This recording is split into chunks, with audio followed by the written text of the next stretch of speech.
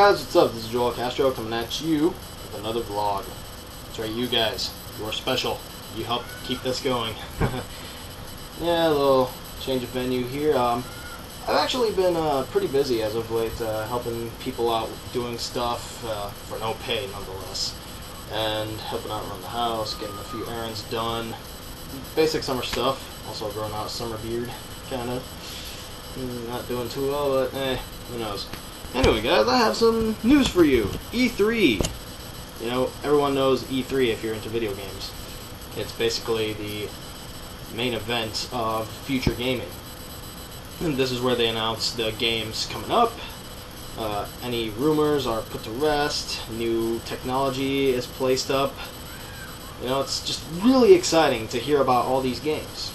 Now, there are many, and I mean many, upcoming games. Whether it be Sony, Nintendo, or Microsoft, or any of the big name developers like, you know, Ubisoft, Activision, EA, all these big name companies. They're going to be announcing their latest games.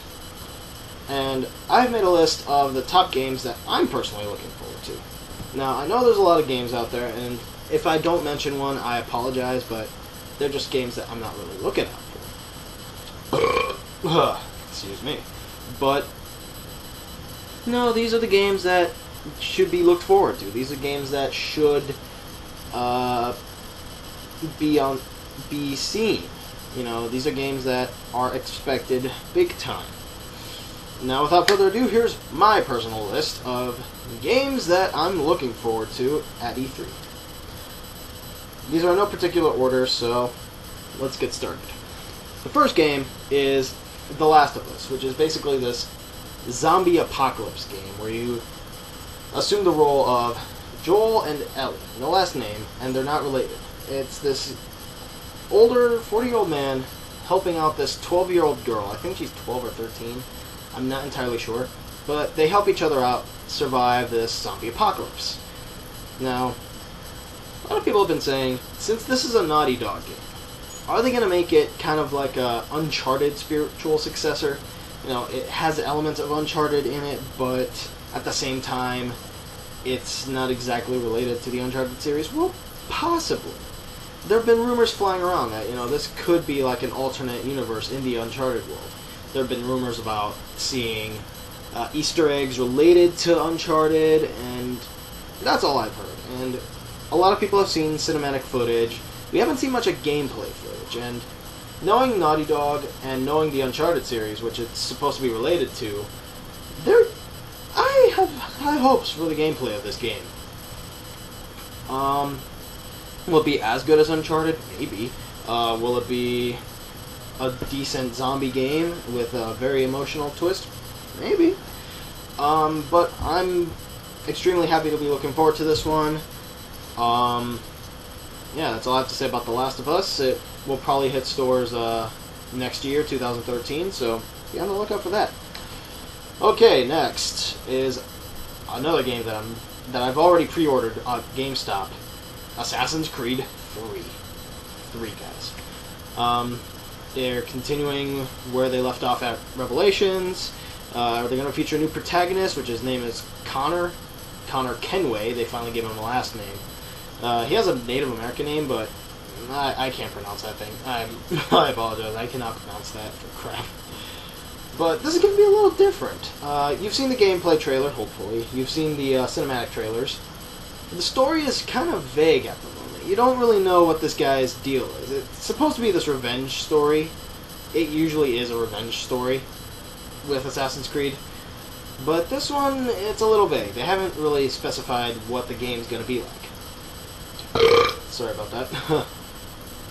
But gameplay-wise, it's going to be a little different. It's going to be refined, the same style as Assassin's Creed has always been known for. The climbing, the swordplay, maybe add a little gunfighting elements in there since it's the American Revolution setting. But here's the thing. You're not going to have these major cities. You're not going to have all these giant towns with these massive monuments and temples everywhere. You actually get more of a foresty setting. because this is the time when America is developing. You know, you don't have all these major cities, you don't have all these gigantic areas to explore. You have these forests, you have these mountain areas, I'm hoping. You have towns, but they're not going to be like I said, they're not going to be the massive towns. They're going to be a lot smaller. They're going to be more, I don't know, kind of Uncharted in a way. If you've seen gameplay trailers, you see a little bit of an Uncharted kind of style with going through buildings and leaping off everything. The animations are more fluid. The gaming engine looks fantastic. I don't know exactly what gaming engine they're using, but it looks great. I'm not gonna lie. I keep burping today. But yeah, Assassin's Creed 3, very anticipated. The standard has been set really high with the past couple of games. So how will they up this one? We'll find out. Okay, next game, The Last Guardian. Now, this one's gonna be made by the same team that made Eco and Shadow of the Colossus, my all-time favorite game. It's gonna be about this boy and this dog/bird creature and their relationship together, and they have to kind of protect each other. And it's the same. The gameplay is very similar to Shadow of the Colossus and Eco. They kind of combine the elements of Eco's very challenging puzzles that really test how you problem solve. And Shadow of the Colossus is climbing ability. Maybe they'll have a boss battle here and there. Hopefully. It might probably have the same mechanic of climbing things. Like if the boy can climb on the Guardian, it'd probably be the same, similar to Shadow of the Colossus, the way Wander climbed up the Colossi. But the thing is, this game has been delayed quite a bit because of problems with the studio, the director deciding to step down from the company in order to help out with other games. But he's under contract to finish The Last Guardian, so it will happen. But it's been delayed a while, so we're probably going to see it later this year or by the beginning of next year. So we'll see what happens there. Not much has been given. They're going to announce a little bit of what it is at E3, so we'll see. Next, the PlayStation All-Stars Battle Royale, which everyone has been referring to as the Super Smash Bros. Ripoff. In a sense it is, but the thing is, the gameplay is so unique, and it's a very unique style of gameplay that Smash Bros. Introduced, and it's gonna be interesting. I think it's a pretty good idea. They've already announced a list of characters. I don't know all of them off the top of my head, but so far you have Cole McGrath from Infamous, Nathan Drake from Uncharted. I keep mentioning Uncharted. You have Gex, the Gecko. I don't really know who he is. Probably Crash Bandicoot's going to be in there. Sly Cooper's a playable character. Jak and Daxter. There's a lot more that I can't think of off the top of my head, but hey, what can you do? They're going to reveal how the gameplay is going to work at E3, hopefully. If it's going to be kind of refined Smash Brothers, or what Brawl should have been. I'm sorry, but Brawl is a good game, but it kind of disappointed. Melee, the original Super Smash Bros. Awesome. Melee, awesome. Brawl, good, but it had its problems. So we'll see what happens with that. Next is Halo 4. Now I know what you're thinking. Me? Interested in Halo 4? The hell? Because if you can't tell, I'm not that big a fan of Halo. It's a good series. I'm not saying that it isn't. It's just not my thing. But Halo 4 has some interesting things. They're going to focus less on the first-person shooter aspect, although I'm sure that's going to be the main gameplay style. But what caught my attention is that they're going to put a bigger focus on exploration and discovery, which immediately popped in my mind. Metroid-style gameplay? Because the Metroid games have essentially been focused around exploration and discovery. A lot of games do that, I know, but Metroid kind of perfected it in a way. Especially Metroid Prime, one of the single greatest Nintendo games ever created, and I personally think one of the greatest games ever created. It's one of my personal favorite games now.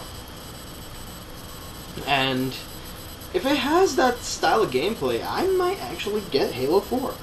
It's also going to be the start of a brand new trilogy. It's going to be a brand new story. You know, the Covenant has been defeated, I believe, in the third game. I don't know the storyline, to be honest, but it's going to focus on a completely different enemy, completely different universe, a planet, completely different storyline, and it's going to be a trilogy. So you expect 3 games with this new storyline. And I've seen some of the trailers for it with the engine they're using. It looks fantastic. I'm not saying that again, I've said many times, Halo's not my thing, but this might change me. This new story, I might be interested in. So we'll see. And the next game I'm kind of looking forward to is Transformers Fall of Cybertron. After the unexpected surprise, that was a good Transformers game nonetheless. Transformers War for Cybertron, that was a good game. It had kind of a third-person shooter style, similar to Gears of War and stuff, but it was a little on the short side. The multiplayer wasn't as expansive as it should have been, but overall, it was a good game. They could have improved a lot on the areas, like, I might review War for Cybertron just to show you what I'm talking, just to say what I'm talking about, but this is going to be the sequel to Transformers War for Cybertron, the Fall of Cybertron. It's going to be a lot longer. It's going to feature a lot more detail in the environment, which is a problem that the first game had. There wasn't enough detail in the environment to really tell it apart. It all kind of meshed together, kind of like Castlevania 2, which that game sucked. War for Cybertron was awesome. Everything just kind of bled together. It wasn't pretty, is what I'm trying to say. Fall of Cybertron looks to improve on that. There's going to be more varied environments, more varied Transformers, including the Dinobots, which is going to be freaking sweet. You have more emphasis on Optimus Prime's story. More. I hope they do the same thing where you have the Decepticon side of things and the Autobot side of things, which is what they did in the first game. If they do that, fantastic. I don't know the release date for this game, and they're going to announce it at E3, so look out for that. Alright, that's it for E3. Now on to rumors. The only rumor that I've been seeing circulating is that at E3, Quantic Dream is going to announce their new game. Which, if you haven't seen this video, it's called Kara. It's a video of the new graphics engine that they're using at for the next game. It looks... it's orgasmic. Watch it if you haven't. Kara, that's the name of the video. Watch it, be amazed. But they have made it quite clear that what they're using in that video is not the new game that they're doing. So, what is the new game? They might announce that at E3. I don't know. And if they do, I'm willing to see it. But that's it for rumors. Now on to my review. Yes, I'm making this video quite a bit longer than usual, but here we go. My review is going to be the beginning of a 3-part review, because this game, oh my goodness, I just started it. It's amazing. Thank you, Garrett, for telling me how amazing it was, because this is Uncharted. I'm sorry I don't have the box with me, so I can't show you the box for it, but the first game I'm going to review, Uncharted Drake's Fortune, the beginning of this franchise. What do I think about it? Freaking sweet! Alright, this game proves that cutscenes and gameplay can blend together well. And I mean extremely well. Okay, the story goes like this. You are this treasure hunter named Nathan Drake, and he has discovered that there's this treasure that Sir Francis Drake had discovered a long time ago. And he goes off into Central America to find the clues to Sir Francis Drake's treasure that he found. It's basically El Dorado, but it's not a city like people believed. It's actually a treasure. and Nathan Drake has to find out what's going on, you know, how to find this treasure. It's basically kind of like a Tomb Raider, Indiana Jones style story, with gameplay kind of like Prince of Persia. Okay, the good things about this game, and there are many good things. First off, the presentation. You cannot ask for better presentation in any game franchise ever. The cinematic stuff, when you see cutscenes, even during gameplay, you feel like you're watching a movie. You feel like you're experiencing this amazing treasure hunting movie, this adventure movie.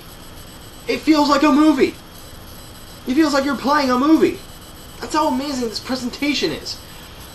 The environments, the graphics. This game was made in 2007, so again, not the greatest graphics you can have. But for what they are, they're great. They look realistic. The animations are fluid. They're solid. The environments are beautiful. You're going to notice a lot of green in the first game because you're set in this jungle area, this forest. You go into temples, yes. You go into these ruins, so there's all kinds of stone buildings, but you get to climb all around these things with excellent platforming mechanics. Nathan Drake, he climbs pretty well. He looks clumsy doing it. It's kind of hilarious at times, but he looks realistic doing it. You know, he's not the kind of guy who has the situation under control like you see in other games like Master Chief in Halo or Marcus Phoenix in Gears of War. You know, he doesn't have all the answers. He doesn't have any situation under control. He's kind of like a spur-of-the-moment kind of guy. He scans his environment. He does things on the fly. He just goes. That's the kind of guy he is. He's a wise ass. He's a smart aleck. He's funny. He's charming. He's a great protagonist. And he's voiced by, if you've seen my video with Garrett about Heavy Rain, when we talked about voice acting in Heavy Rain, we were talking about this guy named Nolan North. That's the name we kept forgetting. This is Nolan North, and he is, in my opinion, the single greatest voice actor in gaming. He's voiced a lot of people in video games, and he's been in Halo, he's been in Dragon Age. No, I don't think he's been in Halo, but he was in Dragon Age. He's voiced various characters in many different games, but he's most noted for voice acting and motion capturing Nathan Drake in the Uncharted series. There are other characters too, including Elena Fisher, this journalist who kind of gets caught in Nathan's adventure, and Nathan's old friend Victor Sullivan, Sully. He's awesome. He's voiced by another really good voice actor. But the platforming and all these cinematic stuff is not all there is to Uncharted. There's gunfighting in it. Nathan Drake can use a gun, and it works pretty well. You can run and gun, you can take cover. It's very realistic. The story, as well, is very detailed. Like I said, it could rival any adventure film or action film. You cannot go wrong with this story. There are some confusing plot elements at times, but it handles itself well. Now, I've talked about a lot of good things. I've talked about the cinematics, the graphics, the interesting characters, and Nathan Drake, the gunfighting, and the great story. Now, this game does have a few problems. There's the occasional glitch, which happens in any game, but they're few and far between. I've only experienced like one or two in my playthrough. They're not too bad. One thing that I did find annoying was the gun sections where you have to take down a group of enemies. They can get frustrating. These enemies are smarter than your average AI. You know, they will be constantly shooting at you every time you poke your head out to shoot. It gets frustrating at times because they're just merciless. They come at you in waves. The waves get stronger with each pass through, and it really gets intense, and it really gets frustrating. And you find yourself running from cover to cover, running out of ammo really fast. And the melee doesn't help that much either, because the melee is kind of stiff, in a sense. it's hard to get a good combo going, but especially when you're getting shot at. But they can be frustrating at times. They're not like ungodly difficult like Halo Legendary mode. But no, they're not that bad. Also, some people, with the rise of free roaming games like the sandbox games like Grand Theft Auto, Elder Scrolls, Infamous, Prototype, this game is actually pretty short. You can complete it in about 8 to 10 hours, give or take. There's all sorts of treasures you can find, but there's not much to take away from the highly linear story that it is. But it's kind of like a movie, you know, a movie has to move along, and that's what this game is. It's a very linear type of story. I don't have a problem with it. I really love linear stories. I love free rolling, but I love linear stories when they're done right. And so this one is actually very good. It's a con for some people because it's short, but I don't mind. And that's about it. It's a fantastic game. My rating would be 9 out of 10 because of the frustrating sections, the short nature, which I would have loved to see more of. And what else? No, that's about it. I do intend to review the rest of the Uncharted franchise. Next week I will do Uncharted 2. So, without anything further, this has been Joel Castro, signing off. See you later, guys, and hope you enjoyed.